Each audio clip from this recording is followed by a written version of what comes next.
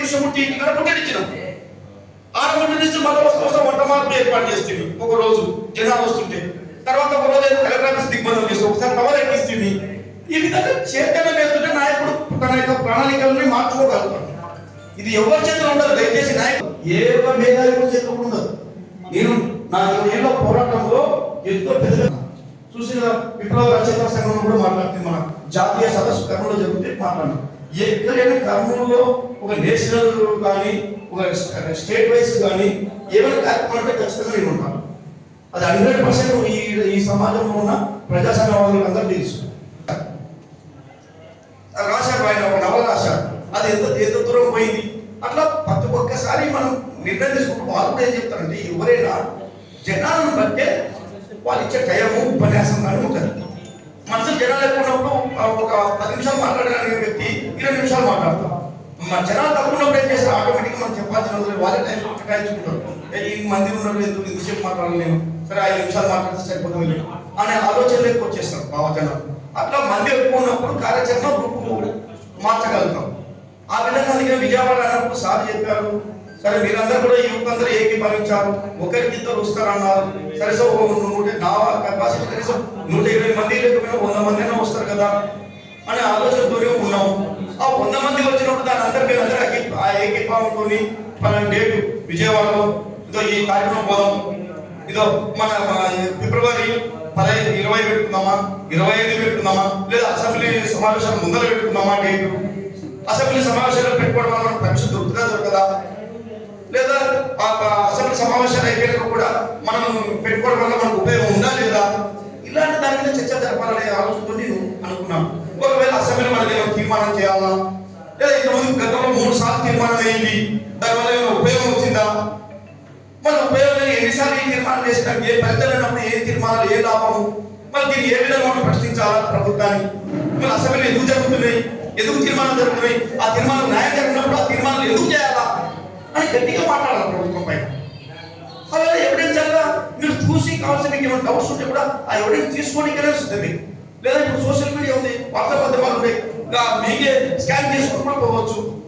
ఆ విధంగా ఇట్లా చైతన్యం వేస్తారు కదా అని నేను ఆలోచనతోనే యువత యువత యువత అని తపన పడుతుంటే నా 5వసారి కూడా నా యొక్క తపనని యువత అనుకునే కోణంలో చైతన్యం కాకపోవడం మన లోపం నాలోనే ఉందా, లేకపోతే మీలోన భావజాలాలు ఎవడో చేస్తాడు పెద్దలు చెప్తున్న విధానంలో వల్ల మీరు నష్టపోతారు నాకు అర్థం కావడం లేదని కూడా ఈ సందర్భంగా మీ అందరికీ మనవి చేసుకుంటున్నాను, నా ఆవేదనను తెలియజేసుకుంటున్నాను మీకు.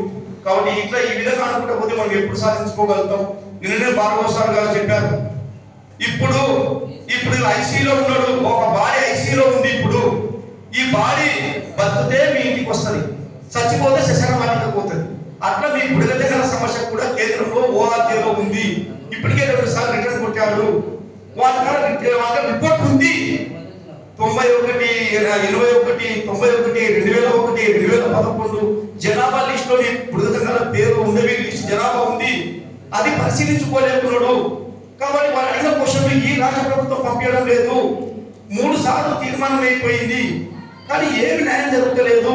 కాబట్టి అన్ని కోణంలో మీకు కోణం చూడకూడదు ప్రభుత్వము.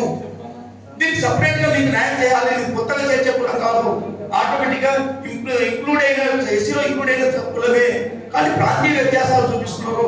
అన్ని కులాలలో మీకు ప్రాంతీయ వ్యత్యాసాలు చూపించకూడదు. మీరు సంచారులు కాబట్టి ఉంటది. మీకు అన్టచబిలిటీ క్వశ్చన్ కూడా మీరు అన్టచబిలిటీ కూడా స్పష్టంగా చెప్పారు. మీరు ఊరు బయట ఉండే వాళ్ళకు అన్టచబిలిటీ ఎక్కడ ఉంటుంది, ఊర్లో ఉంటే అన్టచబిలిటీ కనబడుతుంది. మీరు ఊరు బయట ఉండే మీరు ఊరు బయట చివరిలో ఉన్న వాళ్ళకు మీకు అదే అన్టచబిలిటీ, అదే సమాజంలో మీరు ఊళ్ళతో సంబంధాలు ఉంటే కదా మీకు తెలిసేది అని ఏ క్వశ్చన్ వేసినా స్పష్టంగా మీకు సమాధానం చెప్పడం జరిగింది. మీకు అర్థమైంది. ఇంకా డౌట్స్ కూడా మీకు చెప్పలేము సార్, ఇంత స్పష్టంగా చెప్పారు. అడ్డుపట్టు వచ్చి మాకు నోట్లో పెట్టినట్టు చెప్తున్నారు. కాబట్టి మేము చైతన్యం ఖచ్చితంగా విజయవాడలో ధర్నా చేస్తాం అని చెప్పి అన్నారు. సరే మీరందరూ చైతన్యం ఏంటంటే విజయవాడలో అక్కడ ఉన్న స్థానికులతో కూడా మాట్లాడతా, అక్కడ పర్మిషన్ తీసుకుంటారు డీజీపీతో అని నా ఆలోచనతోనే నేను ఉండడం జరిగింది. అందుకనే ఈ రోజు మీ కార్యక్రమం పెట్టింది నా ఒక ఉద్దేశ కార్యక్రమం అనేది మీరు గుర్తించుకోవాలి.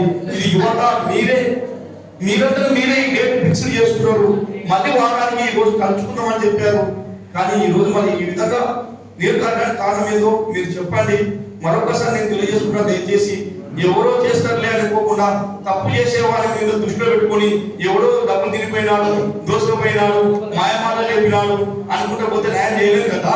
ఇప్పుడు ఒకటి ఉండదు, తప్పు చేసిన వాళ్ళకి ఇప్పుడు పోలీస్ స్టేషన్ కూడా ఉంటుంది, తప్పు చేసిన వాళ్ళకి శిక్ష చేస్తారు కానీ తప్పు చేయడం శిక్ష చేస్తారా? మనం మీటింగ్ పెట్టుకో పోలీసులు అరెస్ట్ చేస్తారా? ఉండే పోలీసు ఉందా? ఉంటే ఒప్పుకుంటామా? ఒక ధర్నా ఉంటే దానికి వేరే అరెస్ట్ చేయాలో పోలీసులు మాట్లాడతారు, వాళ్ళకి ఆ రూల్స్ ఉంటుంది. మనం కూడా ఎవరు తప్పు చేస్తున్నారో ఎవరు అన్యాయం చేస్తున్నారో వాళ్ళు మాత్రమే ప్రశ్నించే విధంగా ఉండాలి. కానీ న్యాయంగా చేసే వాళ్ళకు, పోరాటం చేసే వాళ్ళకు సహకరించకపోతే అప్పుడు సాధించలేమని మీరు గుర్తించుకోవాలి. ఓ యువకాన్ని మీకు తెలియజేసుకుంటూ మీ యొక్క అమూల్యమైన సందేశాన్ని ఇప్పుడు ఎట్లా భవిష్యత్తులో ఏం తీసుకుందాం, మరి ఈ కార్యక్రమం విజయవాడలో పెడదామా లేదా కర్నూలులో ఏర్పాటు చేసుకుందామా, ఇంకా దీన్ని చేతనం వేయి పోతే కొన్ని ఆదరణలు బంధించారు, ఆదరణ జిల్లా గురించి బంధించారు. అట్లా మనం కూడా కర్నూలు గురించి మీరు బంధు ఓ రోజు ముట్టడి కార్యక్రమం కమనాల్లో ముట్టడిద్దాం లేదా బంధు పిలుపునిద్దాం అని అంటారా?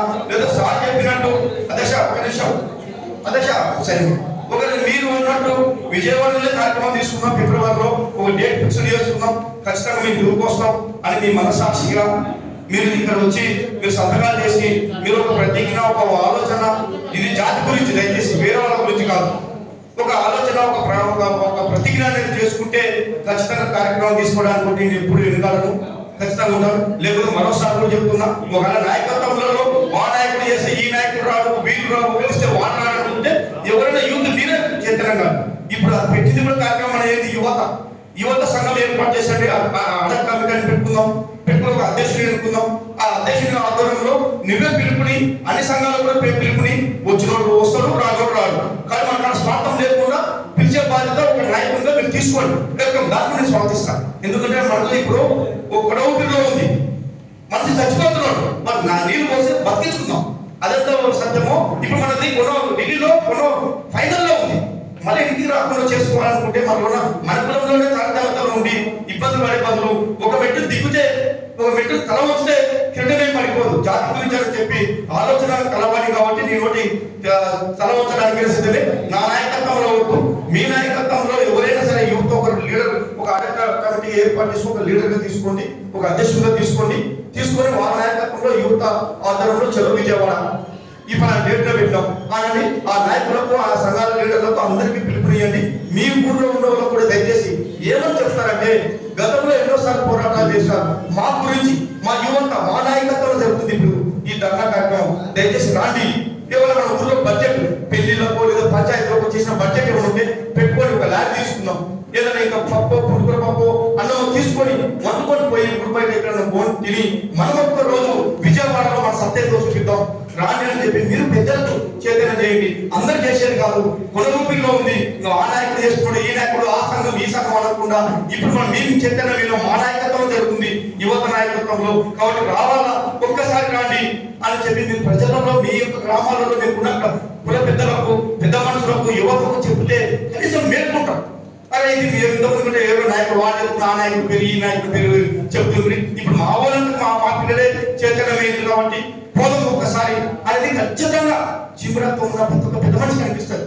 అరే మన గురించి మనవాడు పిలుస్తున్నాడు, ఎవడో పిలుస్తున్నాడు, వాళ్ళ నాయకుడు ఒకసారి వేద్దాం, ఇన్నిసార్లు వేస్తాడు, ఒక 10 సార్లు ఒకసారి పోతే ఏమవుతుంది అనే తెగింపు వాళ్ళు కలిగించే విధంగా యువత మీరు ఏర్పాటు చేసుకుంటారనే ఉద్దేశంతోనే ఈ కార్యక్రమాలు పెట్టడం జరుగుతుంది. కాబట్టి దయచేసి యువత మీ నాయకత్వంలోని మీరే మేల్కొని, మీ చేతిలో మీ భవిష్యత్తు ఉంది, జాతి భవిష్యత్తు ఉంది. కాబట్టి ఈ ఫైనల్లో ఉన్న ఈ సంఘానికి, ఈ కులానికి రిజర్వేషన్ కల్పించాలంటే, ఢిల్లీలో మన సమస్య పరిష్కారం కావాలంటే ఈ కూటమి ప్రభుత్వం దారినే అవుతుంది. కాబట్టి దాన్ని చేయాలంటే ఈ చేతనమే ఆ ఢిల్లీకి మీరు, ఆ విజయవాడకి మీరు భారీ ఎత్తున వస్తే అక్కడనే మనం అప్పుడు ప్లానింగ్ చేసుకున్నాం.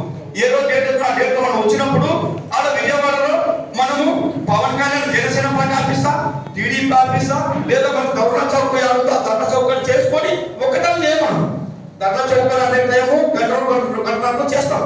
అలా మళ్ళా వస్తూ పవన్ కళ్యాణ్ ఆఫీస్ చేస్తాం, జనసేన ఆఫీస్ కదా విస్తృతంగా చేస్తాం. జనాలు వస్తే మొక్కలు చేయడము, అన్ని రిపేర్, ఎన్నో ఆ లక్షణాలు నాకు తెలుసు, ఆ ఉద్యమ లక్షణాలు, ఆ ఆటుకోవడం నాకు తెలుసు. ఆ విధంగా చేస్తాం. టీడీపీ ఆఫీస్ ఉంది, కేంద్ర పార్టీ ఆఫీస్ అంతా 4-5 అడుగులేదు పోతుంటాం. చేసినప్పుడే ఆ విజయవాడలో ఉండే వ్యవస్థ ఒరే ప్రగతంగా అనేది అని చెప్పి ఒక్కసారి ఆ media, print media, electronic media, అక్కడ ఇంటెలిజెన్సీ అన్ని కూడా చైతన్యమైనప్పుడే అది కనుమరింపు కలుగుతుందనే ఉద్దేశంతోనే ఈ రోజు మీరు ఆ యొక్క కార్యక్రమాన్ని ఇప్పుడు మీరు ఇచ్చిన సదృశ్యం పైన ఉన్న వ్యక్తులు మీరు కూడా సన్నగిలకుండా సరే ఆత్మసేవం చేసుకుని ఎవడో చేస్తారనుకోకుండా మీరు ఒకరికి 10 మంది అనుకొని దాన్ని బలం చేకూర్చుకొని ఆ చైతన్యం మీరు కమిలించుకొని మీరు చెప్పి మనకి మీరు ఒక నాయకునిగా ఎన్నుకోవాల్సిందని కోరుకుంటున్నాను. యువత అధ్యక్షుడిగా ఎన్నుకోండి.